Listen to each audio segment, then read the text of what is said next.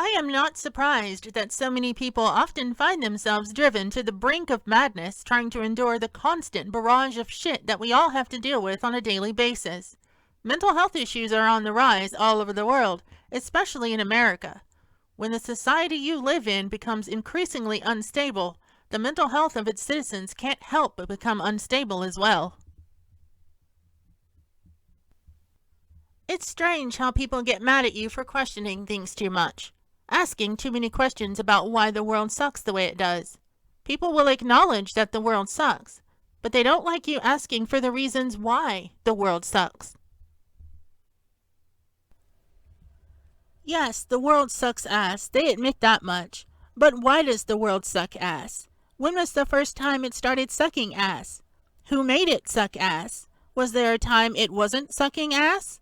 Why does it need to suck so much ass? Can you stop it from sucking ass? Who was the first sucker of the ass? And why must the ass be sucked on in the first place? There is a saying that I have always liked by the late Kurt Vonnegut that says, "In an insane society, all of the sane people must seem to appear as if they are insane to everyone else." Throughout my entire time spent in high school, I always thought that I must be crazy, that there has to be something wrong with me. I didn't think the same way my classmates thought, and I didn't see the world the way they saw it.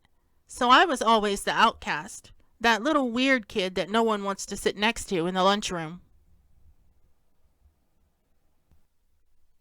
I couldn't help but feel that something was wrong, that something just wasn't right. Not just with the school I was in, but the entire world. The way people were behaving was just somehow wrong. Even though I didn't have the knowledge or the ability to articulate what exactly it was at the time, I was constantly hounded by the feeling that this world I was living in was somehow very broken. I couldn't find anyone else in my school that thought the way I did, so I assumed that I was alone. Even the teachers thought I was weird. I didn't enjoy the things that other students liked. I didn't behave the way they did or talked the way they talked. So no one really knew what to do with me. I felt like I was an alien visiting from another planet, watching these humans behave in strange ways that made no sense to me. It seemed that I was forever cursed to always be the outcast. That never really ended for me. Even now as an adult, I am still very much an outcast to the people around me. Although back in high school, I assumed that the only explanation for me being so different is that I was just crazy. I thought that maybe I was suffering from some kind of mental illness that made me see the world so differently from others. I based that conclusion on the concept of Occam's razor. All things considered, the simplest explanation must be the correct one. Either the entire human race has gone insane and is committed to doing everything ass backwards, or perhaps I am the one that's insane, and I just needed to be heavily medicated.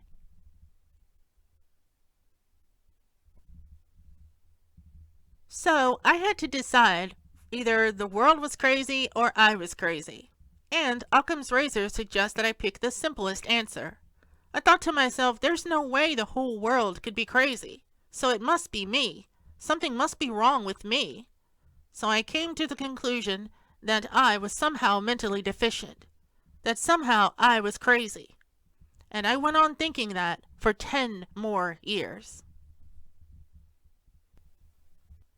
I spent an entire decade thinking that I was crazy. I also spent many years studying human behavior and human history, sociology and animal behavior, studying the history of societal structures and politics over the last few thousand years, trying to figure out why humans behave the way they do. Even as a child, I always had an insatiable desire to learn everything I could about the world, an unquenchable thirst for knowledge that many teachers would have appreciated had they given me a chance and believed in me. I was determined to find the answer to either why the world was so messed up or get to the bottom of whatever madness I was suffering from. It's funny, in a different life I could have been a respected academic, probably teaching at a prestigious university right now, But instead, I got dealt a bad hand of cards and ended up where I am now, which is far from the respected scholar I could have been. It was only after years of studying the works of brilliant men and women that explored this subject before me did I come to the terrifying realization that after all this time, I wasn't crazy. I had just accidentally become aware of something that most people don't even bother to look into. There are people that sometimes have a natural resistance to the societal programming that they impose on us as children. These individuals are somehow able to see through all of the bullshit that is constantly being pulled over their eyes. Those same individuals often grow up and start searching for answers, just like I did. We're not special or super smart or privy to some kind of esoteric knowledge that only a few can ever possess. No, we are simply the products of our environment and the unique circumstances from which we were born into. True free will is just an illusion. People don't often choose who they are or who they become. They simply discover who they are as they get older and more experienced in life. Truly discovering who you are as an individual is a great journey in and of itself. It's common for people to criticize or brand antinatalists or anyone who thinks differently from them as depressed or crazy, without ever trying to see things from the other person's perspective.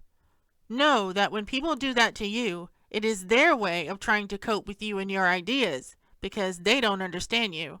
It's easier for them to just slap a label on you and walk away than it is for them to entertain ideas that make them uncomfortable.